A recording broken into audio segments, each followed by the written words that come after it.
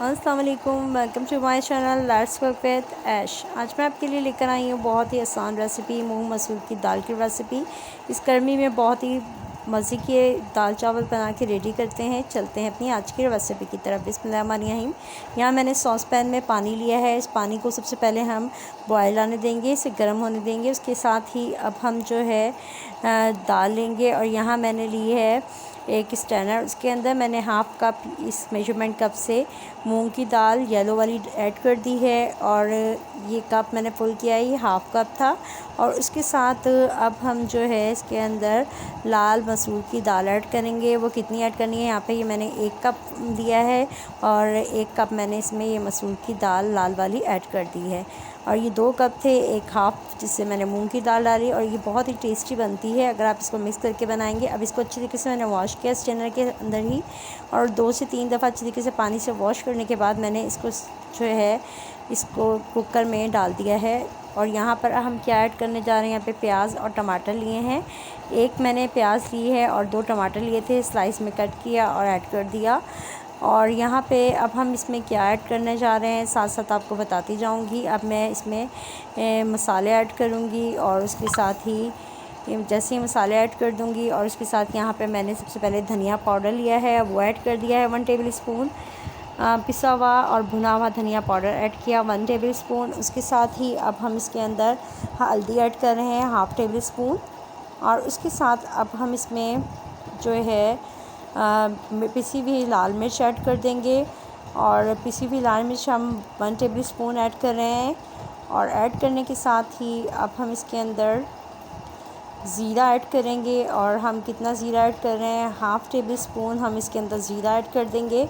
भुना हुआ और पिसा हुआ ज़ीरा है वो ऐड कर दिया है। ऐड करने के साथ अब मैंने ये सब चीज़ें डाल दी हैं। डालने के बाद जैसे ही पानी को बॉयल हल्का सा गर्म हो रहा है, ये देखें बॉयल आना शुरू हो गए, तो अब हम ये पानी इस कुकर में ऐड कर देंगे।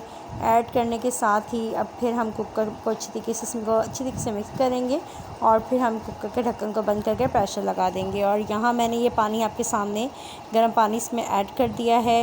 यहाँ पे मैंने जो है गर्म पानी इसलिए ऐड किया है ताकि जो है दाल अच्छे से जल्दी गल जाए। और इसमें मैंने अभी तमाम मसाले ऐड कर दिए हैं, लेकिन मैंने सॉल्ट यानी नमक ऐड नहीं किया है।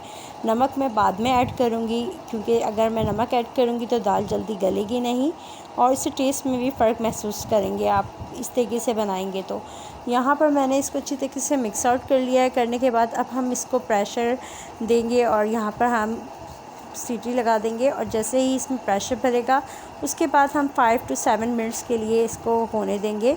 5 मिनट्स इनफ होंगे दाल के लिए और उसके बाद हम चेक कर लेंगे। और यहाँ देखिए प्रेशर चल गया है। 5 मिनट्स के बाद हम इसका प्रेशर खोल देंगे और अब चेक कर लेंगे। ये आपकी दाल पे भी डिपेंड करता है कि आपकी दाल जो है किस तरह की है। और यहाँ पे हमारी जो दाल जो है तकरीबन अच्छे तरीके से हो चुकी है। जब प्रेशर ठंडा हो गया इसको मैंने बंद कर दिया 5 मिनट के बाद और ठंडा होने के बाद आप इसको ओपन करिएगा और यहाँ देखें कि हमारी दाल जो है माशाल्लाह बहुत ही अच्छी तरीके से गल चुकी है। अब हम इसके अंदर क्या ऐड करने चाह रहे हैं आपको साथ साथ ही बताऊँगी।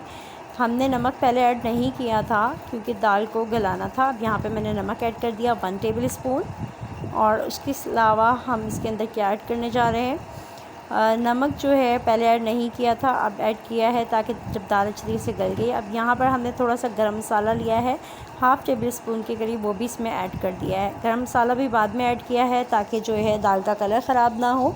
और नमक हमने बाद में ऐड किया क्योंकि जो है हमारी दाल अच्छे से जब गल गई तो हमने नमक ऐड किया। अब आपने इसकी क्वांटिटी की थिकनेस जितनी रखनी है उस हिसाब से रख सकते हैं।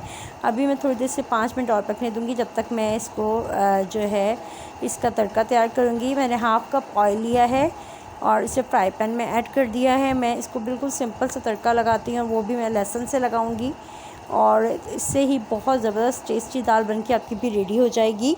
यहाँ पिसा हुआ लहसुन लिया है मैंने और मैंने इसमें ऐड कर दिया है तकरीबन 1 टेबल स्पून हमने पिसा हुआ लहसुन लिया, वो ऐड कर दिया। और फ्रेश लहसुन लेंगे तो उससे और ज़्यादा टेस्ट इन्हेंस होता है, मैं हमेशा कहती हूँ। और यहाँ पे ये लहसुन जो है हल्का सा जब लाइट सा इसका कलर चेंज होने लग जाएगा, इसको जब तक हिलाएंगे कलर चेंज हो जाएगा तो फिर हमारा तड़का तैयार हो जाएगा जो हम दाल में लगा देंगे। अब यहाँ पे मैं इसको अच्छी तरीके से मिक्स कर रही हूँ ताकि जो हमारा लहसुन है वो जल ना जाए और अच्छे तरीके से हमारा जो है लहसुन रेडी हो जाए, तड़का हमारा रेडी हो जाए। और इस तरीके से बहुत सिंपल सा तड़का लगाते हैं और बहुत ही टेस्टी दाल बना के रेडी करेंगे। और ये देखें इसका कलर आहिस्ता आहिस्ता चेंज होना शुरू हो गया। अब ये बस हम इसे बंद करेंगे और यहाँ पे ये कुकर जिसमें हमने दाल बनाई थी उसके अंदर ये हमने जो तड़का तैयार किया वो इसमें ऐड कर दिया। अच्छी तरीके से ऐड करने के बाद जो रह गया था उससे भी मैंने दाल डाल के अच्छी तरीके से उसमें कुकर में ऐड कर दिया है। और ये हमारा जो है तड़का भी लग चुका है और हमारी दाल भी तकरीबन मूंग मसूर की दाल रेडी हो गई है। और ये आप बनाइएगा, ये राइस के साथ बहुत ही टेस्टी बन के रेडी होती है और बहुत ही टेस्टी लगती है। और यहाँ जो है हमारी दाल हो गई थी रेडी। अब मैंने जो है पिसी हुई काली मिर्च को स्प्रिंकल कर दिया इसके ऊपर अच्छी तरीके से। मुझे काली मिर्च बहुत पसंद है और इसलिए मैंने इसमें ऐड करती हूँ और यहाँ मैंने ऐड कर दिया है। करने के बाद अब हम तकरीबन दाल रेडी हो चुकी है और अब हम इसे निकाल के सर्व आउट करेंगे। अब मैं इसके ऊपर गार्निशिंग करूँगी। काली मिर्च डाल दी अगैन और काली मिर्च पाउडर डाला और यहाँ पे हरी मिर्च और धनिया के साथ इसकी गार्निशिंग कर रही हूँ। ये रेडी हो गई है बहुत ही टेस्टी मूंग मसूर की दाल।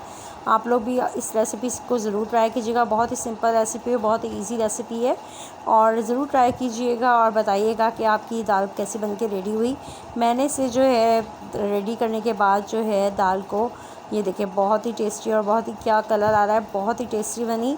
और आप ज़रूर ट्राई कीजिएगा इस रेसिपी से और अगर आप किस रेसिपी से बनाते हैं वो भी बताइएगा। और यहाँ पर मैंने इसे जो है सर्व किया है चावल के साथ और अचार के साथ। आप भी ज़रूर ट्राई कीजिएगा, इसका फ़ीडबैक दीजिएगा। दुआओं में हमेशा की तरह याद रखिएगा। अल्लाह हाफ़िज़।